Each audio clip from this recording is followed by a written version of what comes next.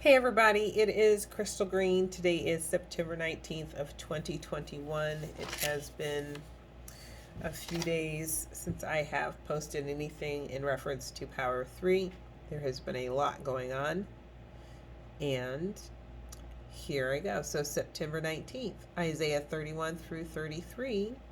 And it says, "Woe to those who go down to Egypt for help and rely on horses, who trust in chariots because they are many, and in horsemen because they are very strong, but who do not look to the Holy One of Israel, nor seek the Lord."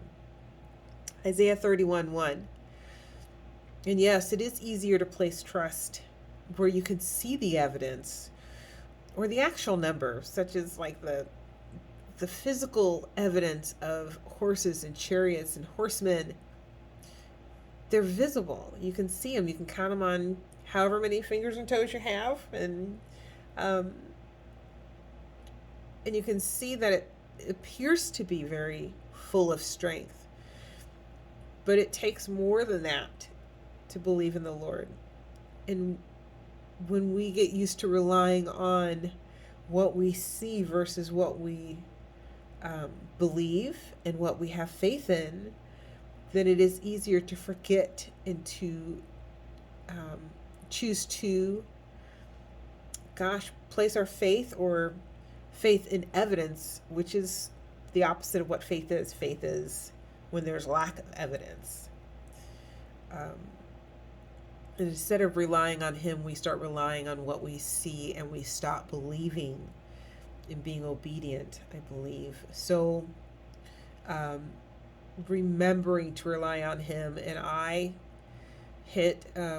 this hit me very, very, very closely this morning. I just settled down here back home in North Carolina, Jacksonville, coming to visit my mama, and she has been pretty ill this week. So I had been calling it, there's the AC going in the southern heat, man. Had been asking friends to pray, and they did, and asking the church to pray, and they did. And there's evidence in the fact that bleeding has stopped. My mom is home, and surgery was not needed. But that was the big to-do, was me not realizing that fear was still, even this morning at church, was still hindering my worship. It was still holding on.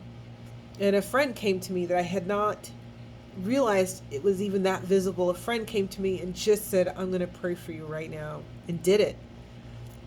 And in that moment, I realized, man, this is another reminder that Father sends any and all. As long as you are obedient, He will call, and we get to answer.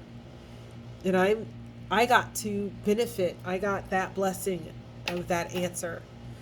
So even when moments where you are in the moment, that is when you just start talking to Him. Father, what am I stressed out about? I'm gonna do this. I'm just gonna go forward and not worry about risking whether she's healthy or not. I'm gonna wear a mask, and I'm just gonna go even though it scares me. And Father, I'm gonna go because work has allowed me the time off.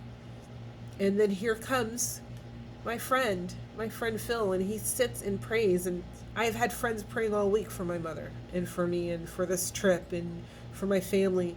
And that is faith. That is trust. That is recognizing that it's not the check marks that I can see that matter. It's the fact that I've asked for prayer and received it.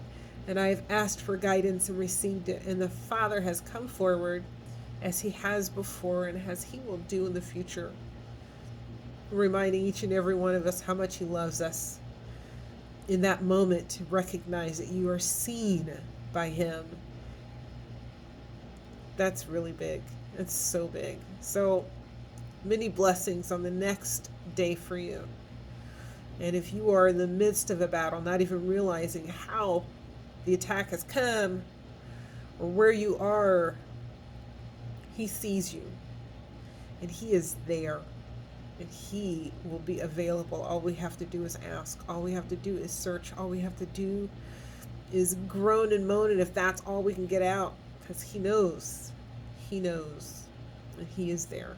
So have a great evening. Get some sleep, and getting back on my Bible reading. Good night.